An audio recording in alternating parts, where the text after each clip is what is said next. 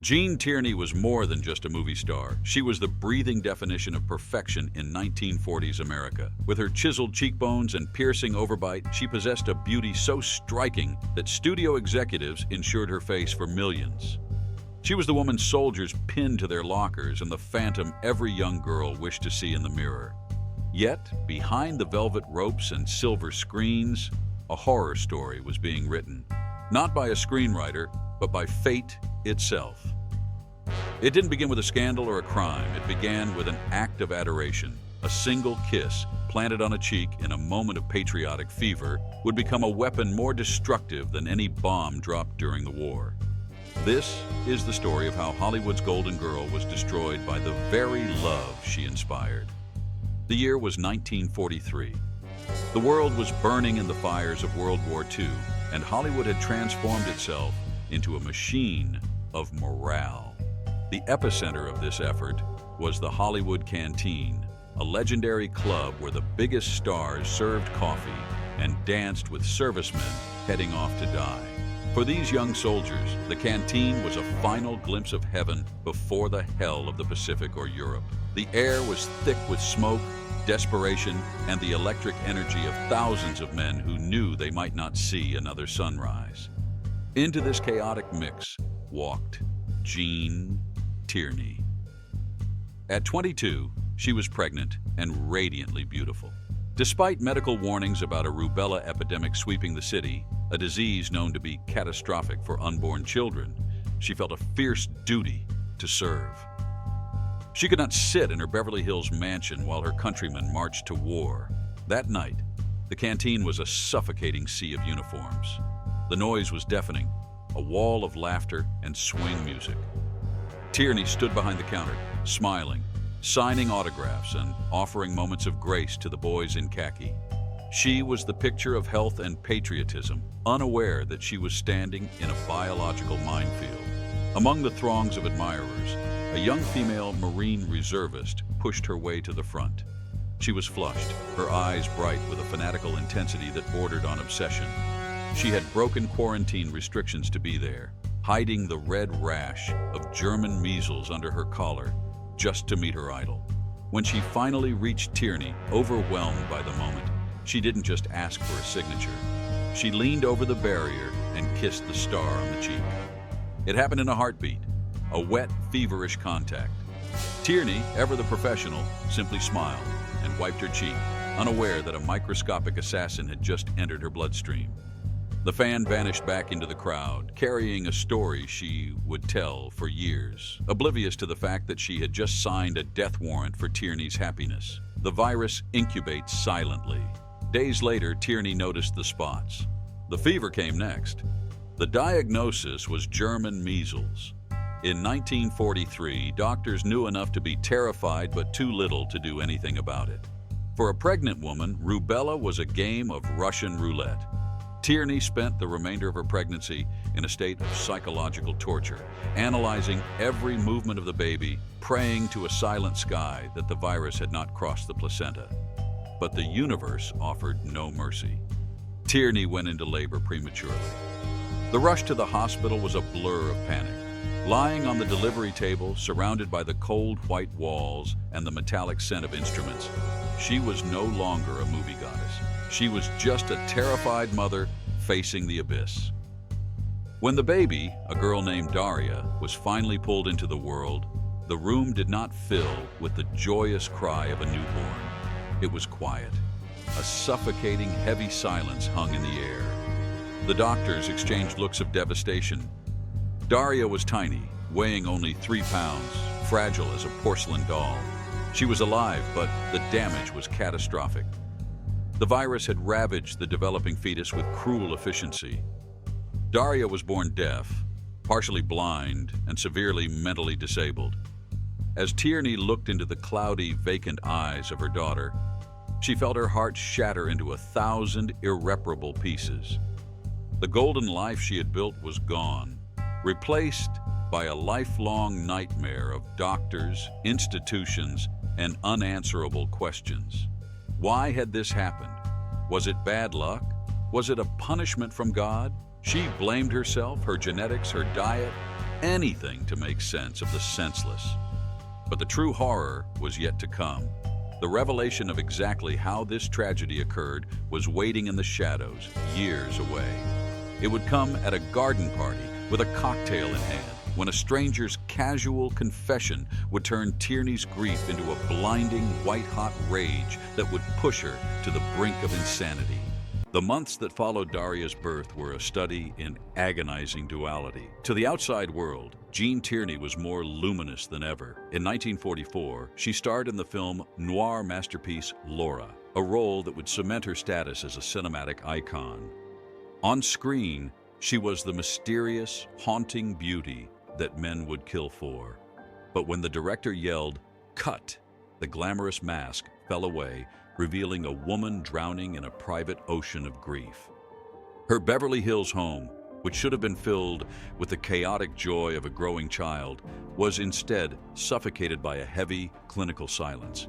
Daria was physically beautiful, inheriting her mother's delicate features, but her mind was trapped behind an impenetrable wall. The doctors were brutal in their honesty, a cruelty masquerading as medical advice common to that era. They told Jean that her daughter would never speak, never learn, never truly know her. They classified her with cold, archaic terms, retarded, hopeless, and offered a solution that felt like a death sentence: institutionalization. "Put her away," they said. "Forget you ever had her. You are young. You can have other, perfect children." For a mother, this was a knife twisting in an open wound. Tierney resisted with the ferocity of a wounded lioness. She hired nurses, consulted specialists, and spent her fortune trying to find a spark of recognition in Daria's vacant eyes. She refused to accept that the daughter she had carried through a war was gone before she had even arrived. But the reality of Daria's condition was a relentless tide that eroded Jean's resolve day by day. The child required 24-hour care. She was prone to seizures and lived in a world of sensory isolation. The emotional strain began to fracture Jean's marriage to Oleg Cassini. They were two people grieving in separate rooms, unable to bridge the chasm of pain that lay between them. The financial burden was equally crushing. To pay for the army of doctors and the specialized care Daria needed, Jean had to work relentlessly, taking roles she didn't want, smiling for cameras while her soul was withering. She was trapped in a gilded cage of her own making, a prisoner of her fame and her tragedy. The breaking point came with a quiet, devastating finality. The doctors explained that Daria's needs were beyond what a home environment could provide. Keeping her there was not an act of love, but of selfish denial. With a heart that felt like it had turned to ash, Gene Tierney made the hardest decision of her life. She drove her daughter to a specialized institution, a place of sterile hallways and barred windows, and left her there. Walking away from her child, leaving her in the care of strangers, was a trauma that fractured Jean's psyche in ways that would not become fully apparent for years. She later described it as a living death, a grief that had no closure because the person she mourned was still alive, just out of reach. She returned to an empty house, the silence now absolute, amplifying the guilt that whispered constantly in her ear, "I failed her." 2 years passed, the war ended, and the world tried to pivot back to normalcy.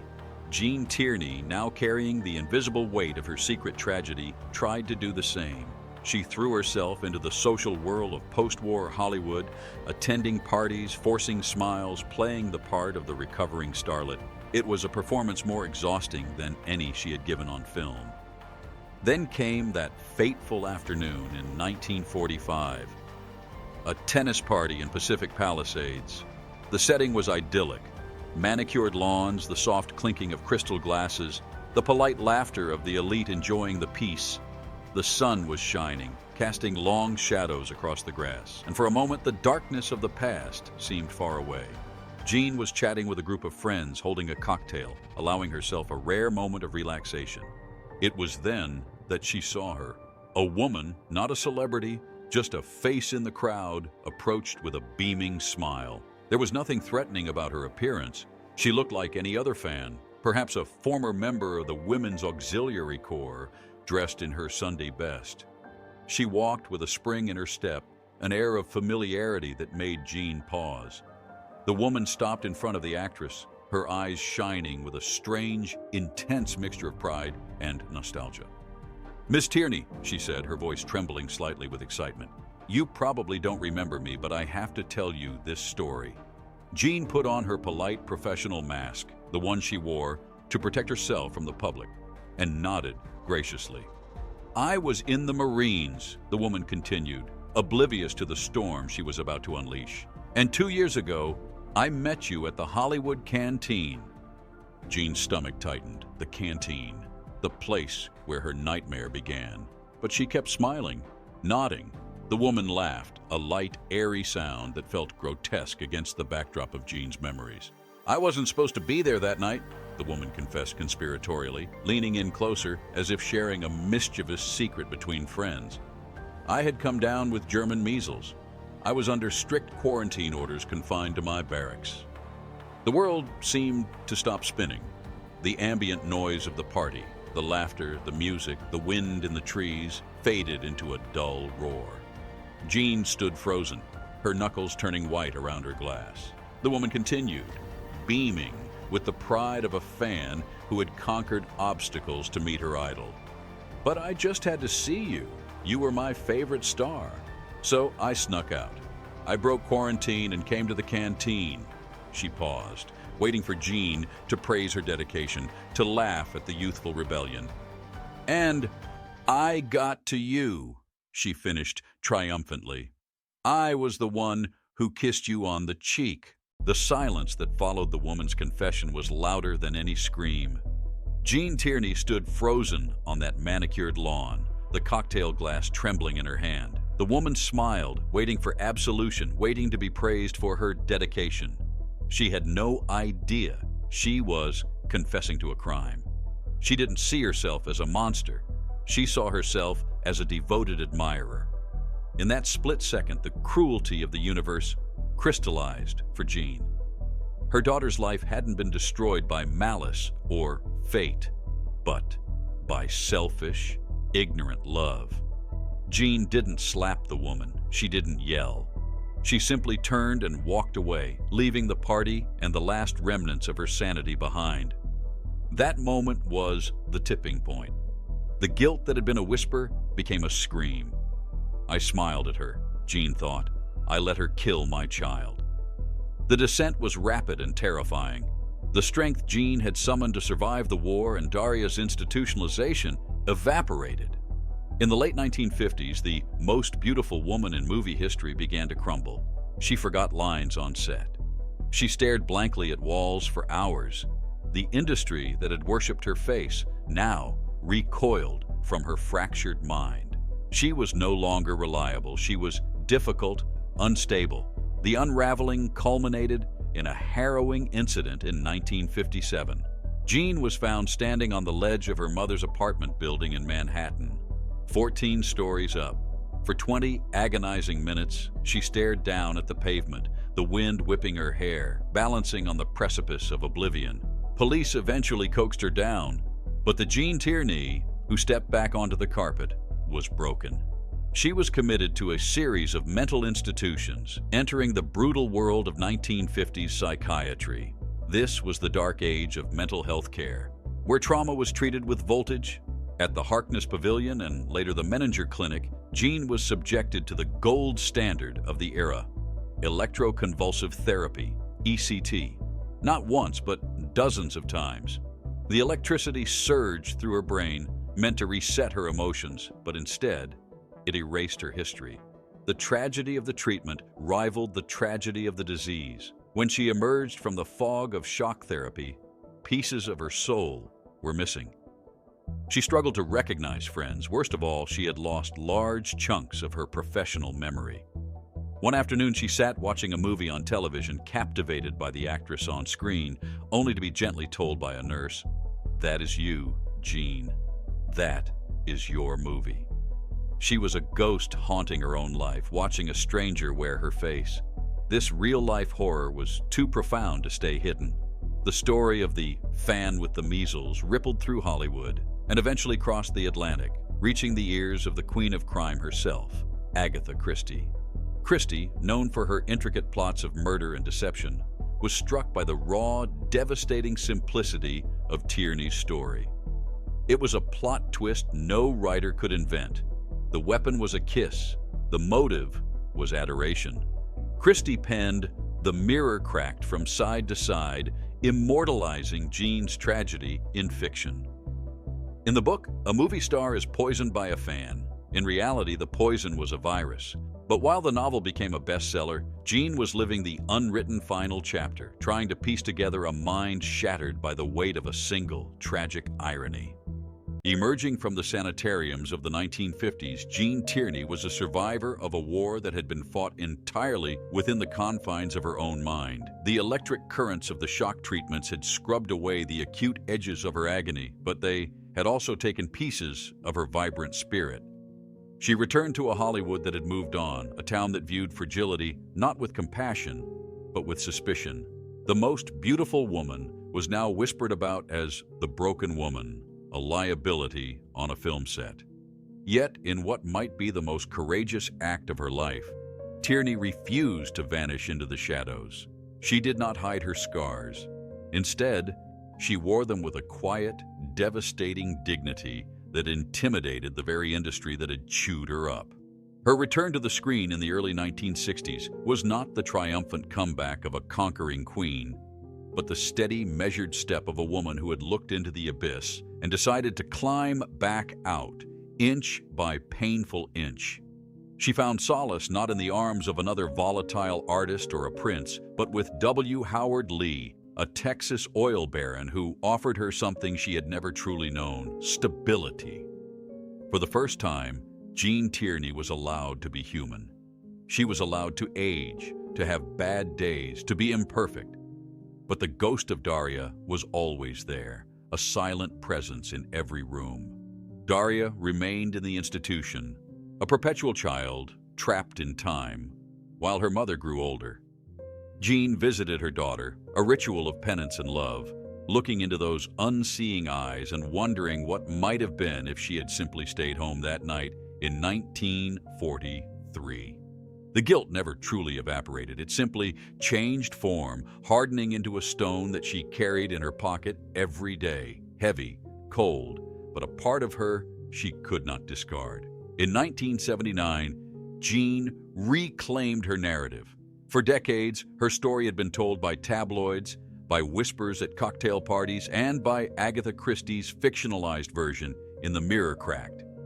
The world saw her as a victim of a cruel plot twist. But with the publication of her autobiography, Self-Portrait, Gene took the pen back. She laid bare the horrors of the institutions, the brutality of the shock therapies, and the crushing weight of that single stolen kiss.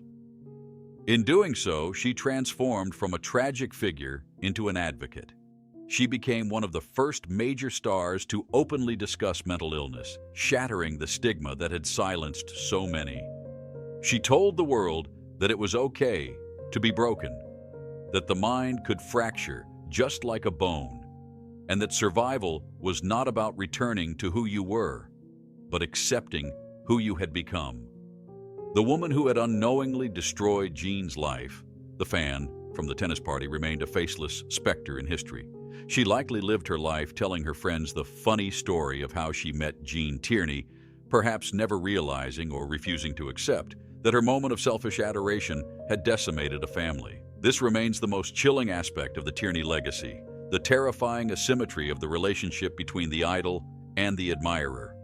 The fan wanted a moment of connection, a story to tell. The star paid for that story with her child's future and her own sanity. It forces us to look at the dark side of fame, where the public feels an ownership over the private lives and bodies of those they worship. That kiss was not an act of love. It was an act of consumption. Gene Tierney passed away in 1991, just weeks before her 71st birthday.